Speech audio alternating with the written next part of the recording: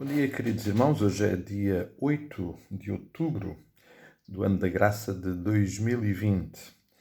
E é uma alegria poder, mais uma vez, iniciarmos a nossa manhã refletindo na palavra e dando continuidade àquilo que temos considerado nos últimos dias, no que diz respeito à abordagem do texto de Tiago, capítulo 1, particularmente focados nos versículos 13 a 15, onde o assunto é tentação. Um assunto difícil e incómodo, mas para o qual definitivamente precisamos dar a maior atenção. O versículo 14 dá-nos uma informação que creio que muitas vezes está na base da nossa fraqueza no que diz respeito à tentação. O versículo 14 diz: ao contrário, cada um é tentado pela sua própria cobiça, quando esta o atrai e seduz. Bom, primeiro, consideramos aquilo que já falámos antes, que a tentação tem origem em nós, na nossa natureza caída dentro de nós, embora naturalmente, e também já falámos isso, que não ignoramos a intervenção externa de Satanás, procurando despertar de alguma forma essa natureza caída, e falo de muitas maneiras e ardilosas. Aliás, vamos considerar algumas delas. Mas o que eu queria voltar a considerar neste texto é o facto de que a tentação é um processo. Muitas vezes na nossa mente criamos um mecanismo de que aconteceu, não havia nada a fazer. Quando me apercebi já estava e não consegui reagir. Essa de facto é uma mentira que também Satanás tem trazido e tem incutido, e que muitas vezes nós temos assimilado e entre outras, obviamente, e que definitivamente dificulta muito a nossa relação com esta realidade da nossa vida, que são as tentações. Este processo que Tiago aqui apresenta como um processo no qual, depois de faísca, depois de despertar o desejo, a atenção para a tentação, percebemos que há um processo de atração e sedução. E estamos a falar sobre este assunto porque o assunto é sofrimento, porque sabemos que as tentações nos conduzem ao sofrimento. Muitas vezes é no meio dele que nós o experimentamos, que nós experimentamos a tentação, mas o resultado final da tentação é levar-nos ao sofrimento. E é sobre isso que também estamos a falar, e que Tiago está a chamar a atenção, por um lado, para a situação em que possamos estar numa condição de sofrimento, pode ser potencialmente perigoso para cairmos em tentação. Por outro lado, também a prevenção para não virmos a sofrer como resultado da nossa má relação com as tentações e a nossa incapacidade de reagir à tentação. E por isso é importante entender e perceber que a tentação é um processo. A tentação em si não é pecado. Não é pecado. E o exemplo que já mencionei, quando Davi colocou os olhos em Batseba, lá da sua varanda, e olhou e viu aquela mulher a tomar banho, esse momento em si não foi pecado. Foi uma circunstância. Pecado foi o que aconteceu depois. Foi após o processo, este processo de tentação, Davi ter-se exposto a pecar, e pecou. E essa é a primeira reação que nós precisamos de ter em relação à tentação. Quando há um momento em que este processo se vai disputar e que se inicia, nós precisamos de ter mecanismos de defesa, espiritualmente falando, para que o processo possa parar. Porquê? Porque vai haver um processo no qual vamos ser atraídos e seduzidos.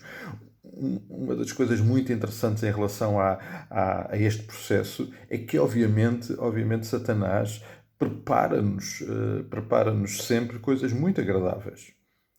Se a tentação fosse por coisas desagradáveis, era muito fácil para nós rejeitarmos e travarmos o processo. O problema é que aquilo que nos é colocado em frente, aquilo que a nossa natureza caída se predispõe a considerar, são sempre coisas muito atrativas, bonitas, São sempre coisas nas quais nós conseguimos encontrar uma boa razão para assumirmos e para consumarmos. De facto, se Davi naquele dia tivesse colocado os olhos numa mulher que não fosse visualmente e fisicamente atrativa, provavelmente não teria acontecido nada. A tentação tem essa característica. Tem também uma outra característica que, curiosamente, Provérbios menciona, Salomão menciona isso, que tem outra característica tem a ver com as pessoas que estão à nossa volta e que são agentes e que patrocinam este momento de tentação. No capítulo 1 e o versículo 10 diz: Filho meu, se os pecadores querem seduzir-te, não o consintas. Ou seja, é óbvio que se nós nos rodearmos de pessoas que não são tementes a Deus, que têm outros propósitos, que têm outros valores, é naturalmente é natural que estejamos a pôr-nos a jeito para que de facto este processo possa continuar e se possa vir a consumar. Para percebermos isso, o capítulo 7 de Provérbios é absolutamente sublime. Não só para percebermos a forma atrativa como a tentação ganha forma e se torna realmente desejável, como perceber que pessoas à nossa volta são patrocinadoras deste processo. Salomão, no capítulo 7, fala e usa a imagem de uma mulher, de uma prostituta, que astutamente atrai um jovem para o ilícito, para o pecado.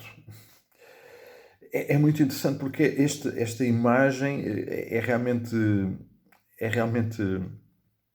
do ponto de vista gráfico, muito real, muito real. E por isso, quando consideramos a tentação, precisamos de estar à nossa volta e perceber quem é que está perto de mim, quem é que está a patrocinar isto. O que me está a ser colocado tem que objetivo? Se é muito desejável, bom, precisamos de se calhar parar já e tentar considerar seriamente do que é que estamos a falar. Porque depois a tentação oferece sempre coisas maravilhosas, coisas maravilhosas. Vamos já considerar o exemplo de Jesus, que é para nós o exemplo mais prático e mais evidente. Mas é curioso porque em Números capítulo 22, num conhecido episódio de Balaão, Balaque que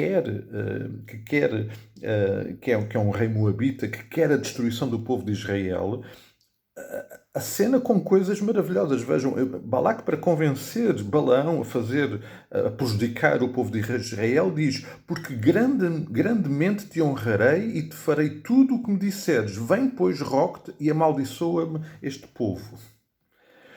A oferta de coisas boas como resultado daquilo que nos está a ser proposto é sempre para considerarmos como um motivo para desconfiarmos. Mas vamos olhar para Mateus capítulo 4.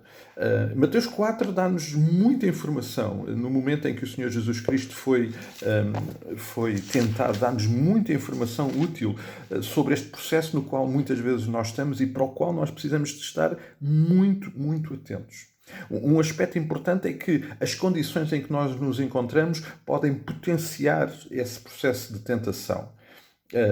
Se estamos numa situação de pobreza, de necessidade, pois somos aliciados por algo que devemos rejeitar e que provavelmente resolveria a nossa situação. Os que estão em situação de riqueza, tantas vezes, essa situação de abundância os leva a caírem em tentação, a desejarem coisas que não devem. Mas, por exemplo, no caso do Senhor Jesus Cristo, foi a sua condição física. Jesus estava com fome. E Satanás foi-lhe oferecer exatamente aquilo que de melhor ou de mais importante Jesus precisava, do ponto de vista humano e físico, era pão. Era pão. E notem, aquilo que Satanás pôs perante Jesus fazer não era pecado. Transformar pedras em pão não era pecado, porque o Senhor Jesus fez isso no seu ministério. O problema era que ele, ao fazer isso, estava a ceder e a pôr em causa a palavra de Deus. Estava a tentar o próprio Deus. Estava a ceder nas suas necessidades, a fazer algo que não deveria fazer naquele momento.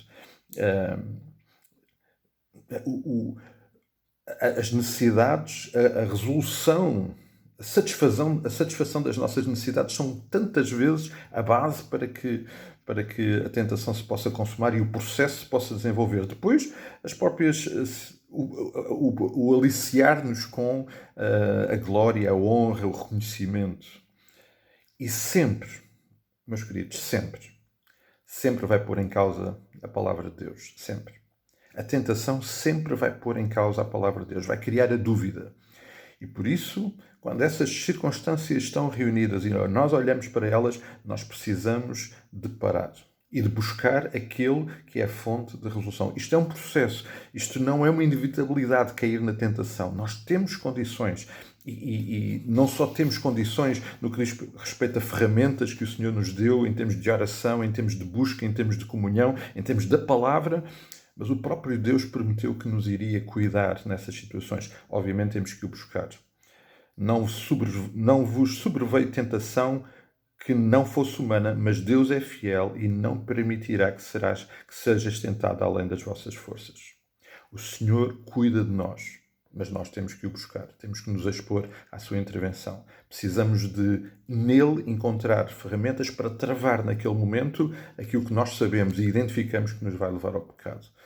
Por isso, amados, isto não é um momento, isto não é uma inevitabilidade, é um processo de atração, de sedução que nós temos todas as condições em submissão e em busca do Senhor de travar para que, uma vez consumado, não haja o pecado e esse pecado nos venha a prejudicar e a fazer sofrer. Eu peço desculpa, eu tenho-me estendido demais nestas nossas reflexões, mas às vezes com tanta coisa que queria partilhar, não tenho conseguido reduzir o tempo. Amados, um forte abraço, um dia muito abençoado para todos vós. Esperemos que amanhã possamos voltar a esta reflexão e até lá, se o Senhor nos permitir, haveremos de nos encontrar e de caminharmos juntos esta jornada. Então a todos um dia muito, muito abençoado, cuidando de nós uns dos outros em oração, se o Senhor permitir. Encontro marcado amanhã por esta hora. Um abraço e até amanhã, se o Senhor permitir.